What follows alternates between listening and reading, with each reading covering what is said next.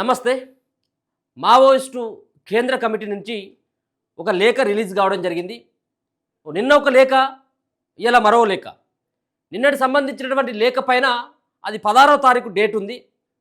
లొంగిపోయినటువంటి మావోయిస్టులను ఉద్దేశిస్తూ ఇటీవల ఆశన్న కావచ్చు, మల్లోజుల వేణుగోపాల్ కావచ్చు, ఈ లొంగిపోయినటువంటి వాళ్ళ గురించి నిన్నటి లేటర్లో ప్రస్తావిస్తే ఈరోజు వచ్చినటువంటి డేటర్ ఏదైతే ఉందో డేట్ 15వ తారీఖు ఉన్నప్పుడు కూడా ఇవాళ అఫీషియల్గా బయటకు వచ్చినట్టు తెలుస్తుంది. సో అందరికి కూడా ఈరోజే చేరింది ఇదంతా కూడా. సో 15వ తారీఖు రిలీజ్ అయినటువంటి ఈ లెటర్లో చాలా అంశాలని ప్రస్తావించడం జరిగింది.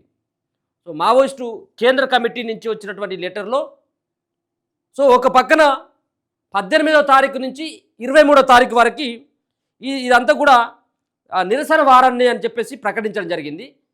అంటే ఈ వారం అంతా కూడా నిరసనలతోటి ఇటీవల జరుగుతున్నటువంటి ఆపరేషన్ కగార్లో భాగంగా కేంద్ర ఆయా రాష్ట్ర ప్రభుత్వాలు మావోయిస్టులను మట్టుపెట్టడమే లక్ష్యంగా జరుపుతున్నటువంటి ఎన్కౌంటర్ల పైన నిరసన వారాన్ని పాటించాలని చెప్పేసి 23 వరకు, అలాగే 24వ తారీఖున దేశవ్యాప్త బంద్కి మావోయిస్టు పార్టీ పిలుపునివ్వడం జరిగింది. సో ఆ పిలుపునివ్వడానికి కారణాలను చూపుతూ రాష్ట్ర ప్రభుత్వాలు, కేంద్ర ప్రభుత్వం సో అణచివేసేటువంటి ధోరణి కావచ్చు, మావోయిస్టులు లేకుండా చేయడానికి ప్రధానమైనటువంటి కారణాలు ఏంటి, వాళ్ళు చేసేటువంటి వ్యవహారం ఏంటి, సో ఎవరైతే ముఖ్యంగా హిందుత్వాన్ని వ్యతిరేకించేటువంటి వాళ్ళని అర్బన్ నక్సలైట్గా చిత్రీకరించేటువంటి ప్రయత్నం చేస్తున్నటువంటి ఆర్ఎస్ఎస్ కావచ్చు, బీజేపీ కావచ్చు, సో ఈ ప్రభుత్వాలు, కేంద్ర ప్రభుత్వం కావచ్చు, ఆర్ఎస్ఎస్ సంబంధించినటువంటి వారికి సంబంధించినటువంటి పట్ల దీంట్లో కొన్ని కామెంట్లు సైతం కూడా చేయడం జరిగింది. 24వ తారీఖున ఖచ్చితంగా మావోయిస్టు ఇచ్చినటువంటి పిలుపుగా భావించాలి.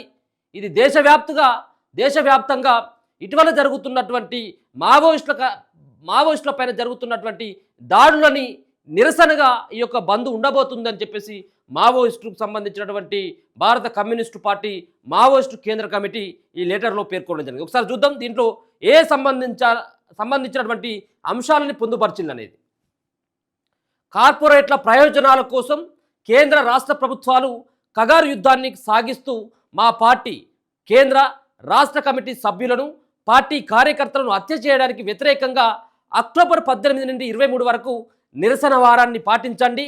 అక్టోబర్ 24న దేశవ్యాప్త బంద్ను విజయవంతం చేయండి.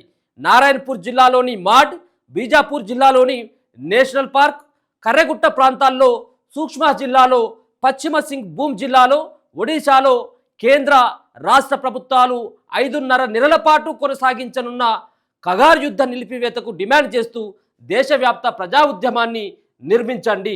సో ఒక పక్కన ఆల్రెడీ ఇప్పుడు ఈ జిల్లాల పేర్లు ఏవైతే ఉన్నాయో ఇంకా 5.5 నెలల పాటు మార్చి 31 వరకు ఏదైతే కేంద్ర ప్రభుత్వం ఒక డెడ్ లైన్ పెట్టుకున్నదో అప్పటి వరకు ఈ ఆపరేషన్ కగార్ని ఇంకా తీవ్రతరం చేసిండ్రు.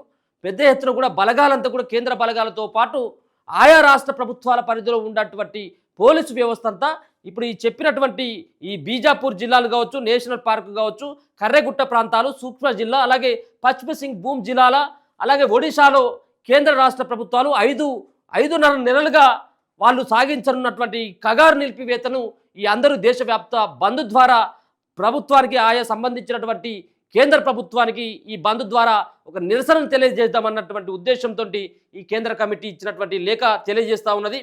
బ్రాహ్మణీయ హిందుత్వ ఫాసిస్టు కేంద్ర రాష్ట్ర ప్రభుత్వాలు గరియాబాద్ జిల్లాలో వాలుడిగ్గి పరిసర అటవీ ప్రాంతంలో సెప్టెంబర్ 11 నాడు చుట్టువేత ఎన్సర్కిల్మెంట్ దాడిని నిర్వహించి మా పార్టీ కేంద్ర కమిటీ సభ్యుడు కామ్రేడ్ మనోజ్, మోడెం బాలకృష్ణను, ఒడిశా రాష్ట్ర కమిటీ సభ్యుడు కామ్రేడ్ విజయ్ చంద్రహాస్ను, వారిద్దరితో పాటు 10 మంది మా పార్టీ PLGA సభ్యులను హత్య చేశాయి.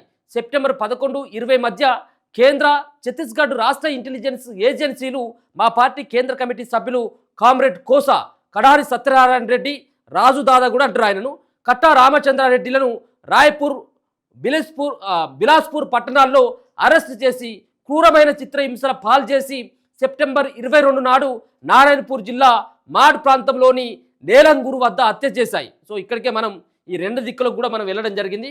కడారి సత్యనారాయణ రెడ్డి సంబంధించినటువంటి భౌతిక కాయం దగ్గరికి వెళ్ళాం. అలాగే మొన్ననే రామచంద్రారెడ్డి కట్టా రామచంద్రారెడ్డికి సంబంధించినటువంటి ఇంటి దగ్గర కూడా మనం వెళ్ళడం జరిగింది. సో ఇక్కడ రామచంద్రారెడ్డి మృతదేహం 25 రోజుల తర్వాత వచ్చింది.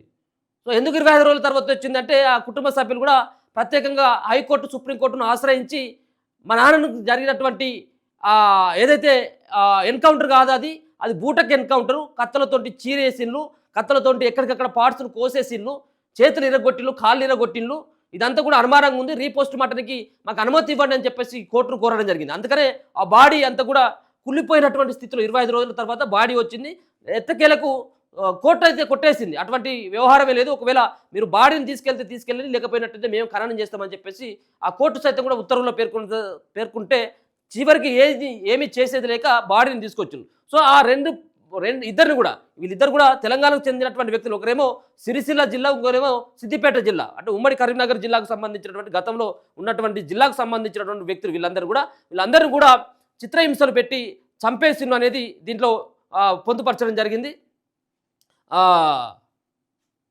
వీరిని అరెస్ట్ చేసి ప్రభుత్వాలు వారిని కోర్టుకు హాజరుపరచకుండా హత్య చేశాయి. సెప్టెంబర్ 12 నాడు దండకారణ్య స్పెషల్ జోన్ కమిటీ సభ్యుడు comrade Vijay, RKB divisional committee కార్యదర్శి కామ్రేడ్ లోకేష్లను నిరాయుధంగా పట్టుకుని బూటకు ఎన్కౌంటర్లో హత్య చేశాయి. జార్ఖండ్ రాష్ట్రంలోని జార్ఖండ్ ముక్తి మోర్చా ప్రభుత్వం, కేంద్ర ప్రభుత్వం కలిసి హజీరాబాద్ జిల్లాలో సెప్టెంబర్ 14 నాడు చుట్టువేత దాడిని నిర్వహించి మా కేంద్ర కమిటీ సభ్యుడు కామ్రేడ్ అనుజ్ సహదేవ్ సోరెన్ను, తూర్పు బీహార్ ఈశాన్య జార్ఖండ్ స్పెషల్ ఏరియా కమిటీ సభ్యుడు కామ్రేడ్ రఘునాథ్ హేమ్రమ్ను, వీరిద్దరితో పాటు మరో 2 హత్య చేశాయి. ఈ హత్యలను వ్యతిరేకంగా అక్టోబర్ 18 నుంచి 23 వరకు దేశవ్యాప్తంగా నిరసన వారాన్ని, 24 నాడు బంద్ను పాటించాల్సిందిగా దేశ ప్రజలందరికీ పిలుపునిస్తున్నాం. బ్రాహ్మణీయ హిందుత్వ ఫాసిస్ట్ ఆర్ఎస్ఎస్ బీజేపీ కేంద్ర ప్రభుత్వం 2047 నాటికి దేశాన్ని వికసిత్ భారత్గా, అంటే అభివృద్ధి చెందిన దేశంగా అభివృద్ధి చేసే పేరుతో కార్పొరేట్ హిందూ దేశంగా మార్చే దుష్ట పథకాన్ని రూపొందించుకుంది. ఈ దేశ ద్రోహకర ప్రజా వ్యతిరేక దుష్ట పథకపు అమలుకు ప్రధాన అడ్డంకిగా మా పార్టీ, అంటే భారత కమ్యూనిస్టు పార్టీ, మావోయిస్టు పార్టీ నాయకత్వంలో సాగుతున్న విప్లవోద్యమమే. కాబట్టి మా పార్టీని దేశవ్యాప్త విప్లవోద్యమాన్ని నిర్మించడం కోసం కేంద్ర రాష్ట్ర ప్రభుత్వాలు కగారు యుద్ధాన్ని కొనసాగిస్తున్నాయి. ఈ యుద్ధంలో గత 22 నెలల్లో దేశవ్యాప్తంగా దాదాపుగా 700 మంది విప్లవకారులను, పోరాట ప్రధానికాన్ని హత్య చేశాయి.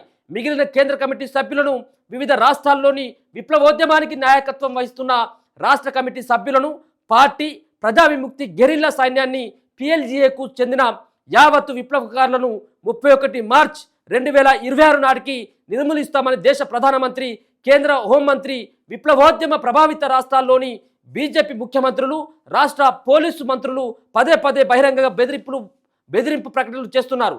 ఇది దేశంలోని దోపిడీ వర్గాలు రాసుకున్న రాజ్యాంగాన్ని సైతం ఉల్లంఘించే, బేఖాతరు చేసే రాజ్యాంగ వ్యతిరేక భాష. అంతేకాకుండా భారత్ బంతాన్ తదితరుల పేర్లతో ఢిల్లీలో తదితర పట్టణాల్లో సదస్సులు నిర్వహిస్తూ సాయుధ నక్సలైట్లు నిర్మూలన తర్వాత అర్బన్ నక్సలైట్లు, అంటే పట్టణ ప్రాంతాల్లోని నక్సలైట్లను అంతం చేస్తామని కూడా ప్రకటిస్తున్నారు. అంటే బ్రాహ్మణీయ హిందుత్వ ఫాసిస్ట్ ఆర్ఎస్ఎస్ బీజేపీ ప్రభుత్వాలు అనుసరిస్తున్న కార్పొరేటీకరణ, సైనీకరణను, హిందుత్వను వ్యతిరేకించే వారందరిపై అర్బన్ నక్సలైట్ల ముద్ర వేసి ప్రజాపక్ష మేధావులందరినీ అంతం చేసే భయంకరమైన పరమ ఫాసిస్టు వ్యూహాత్మక పథకం అమలుకు పూనుకున్నాయి.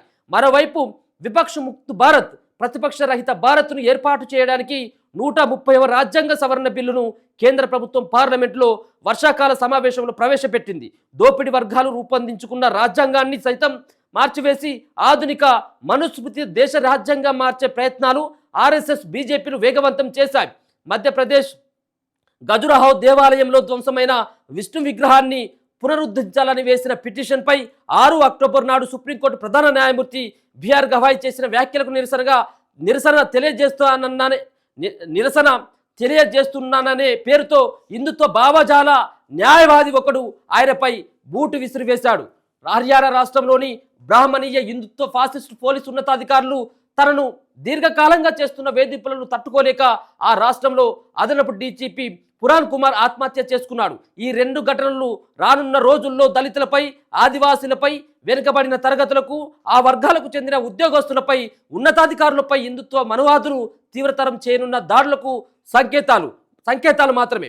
మరోవైపు అమర్నాథ్ యాత్ర రక్షణ కోసం మోహరించిన సిఆర్పిఎఫ్కు చెందిన 80% బలగాల్ని, ఉత్తర భారతదేశంలో మోహరించిన సిఆర్పిఎఫ్కు చెందిన గణనీయమైన బలగాన్ని ఛత్తీస్గఢ్, జార్ఖండ్, ఒడిశా రాష్ట్రాల్లో మోహరించి రానున్న 5.5 నెలల్లో దండకారణ్యంలోని నారాయణపూర్ జిల్లాలోని మాడ్, బీజాపూర్ జిల్లాలోని నేషనల్ పార్క్, కర్రెగుట్ట ప్రాంతాల్లో, సూక్ష్మ జిల్లాలో, జార్ఖండ్ రాష్ట్రంలోని పశ్చిమ సింగ్ భూమ్ జిల్లాలో, ఒడిశాలోని విప్లవోద్యమ ప్రభావిత జిల్లాల్లో విప్లవకారులను, పోరాట ప్రధానికాన్ని భారీ సంఖ్యలో నిర్మూలించే దుష్ట పథకపు అమలు ప్రారంభమైంది. ఈ స్థితిలో కగార్ యుద్ధ నిలిపివేతలను డిమాండ్ చేస్తూ దేశవ్యాప్తంగా విశాల ప్రజా ఉద్యమాన్ని నిర్మించాల్సిన అవసరం ఉంది.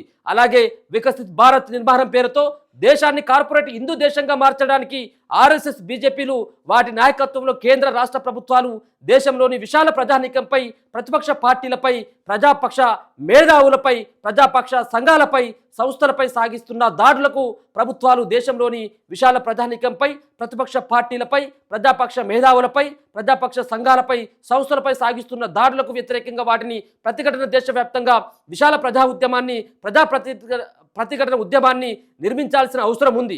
ఈ స్థితిలో సెప్టెంబర్ నెలలో మా పార్టీకి చెందిన 4 కేంద్ర కమిటీ సభ్యులను, రాష్ట్ర కమిటీ సభ్యులను, పార్టీ కార్యకర్తలను కేంద్ర రాష్ట్ర ప్రభుత్వాలు హత్య చేయడానికి వ్యతిరేకంగా అక్టోబర్ 18 నుంచి 23 వరకు దేశవ్యాప్తంగా నిరసన వారాన్ని, అక్టోబర్ 24 నాడు దేశవ్యాప్త బంద్ను పాటించాల్సిందిగా యావత్ దేశ ప్రజలకు పిలుపునిస్తున్నాం. నిరసన వారంలో భాగంగా గ్రామాల్లో, పట్టణాల్లో, నగరాల్లో గ్రూపు మీటింగ్లు, సభలు, సదస్సులు, నిరసన ప్రదర్శనలు, ధర్నాలు వగైరా రూపాల్లో నిరసనలు తెలియజేయాల్సిందిగా విశాల ప్రజలకు, పీడిత వర్గాల, పీడిత సాంఘిక సముదాయాల, పీడిత జాతులకు విజ్ఞప్తి చేస్తున్నాం.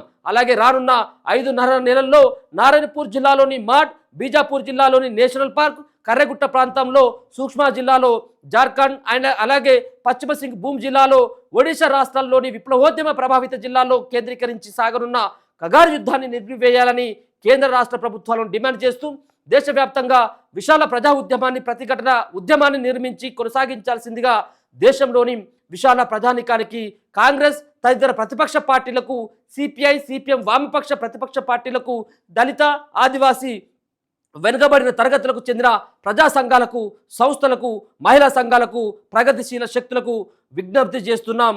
విప్లవాభినందనలతో అభయ్, అధికార ప్రతినిధి, కేంద్ర కమిటీ, భారత కమ్యూనిస్టు పార్టీ నుంచి ఈ లెటర్ అంతా కూడా రిలీజ్ కావడం జరిగింది. ముఖ్యంగా ఆర్ఎస్ఎస్ అండ్ బీజేపీ, అలాగే ఇటీవల తీసుకున్నటువంటి అమిత్ షా తీసుకున్నటువంటి నిర్ణయం 5.5 నెలల లోపల మొత్తమే దండకారణ్యంలో ఉన్నటువంటి మావోయిస్టులను లేకుండా చేయడం ఇది సబాబు కాదు, దీన్ని ఆపాలి అని చెప్పేసి డిమాండ్ చేస్తూ, మరో పక్కన ఇటీవల జరుగుతున్నటువంటి పరిణామాలకు నిరసనగా మావోయిస్టులను అంతం చేయడమే లక్ష్యంగా చేపట్టినటువంటి ఆపరేషన్ కాగార్లో వివిధ రకాలైనటువంటి వ్యక్తులంతా కూడా వివిధ రాష్ట్ర కేంద్రంలో ఉన్నటువంటి నాయకులు చనిపోవడం ఇది దురదృష్టకరమైనటువంటి సంఘటన. వాళ్ళందరినీ కూడా హింసించి చంపుతా ఉన్నారు.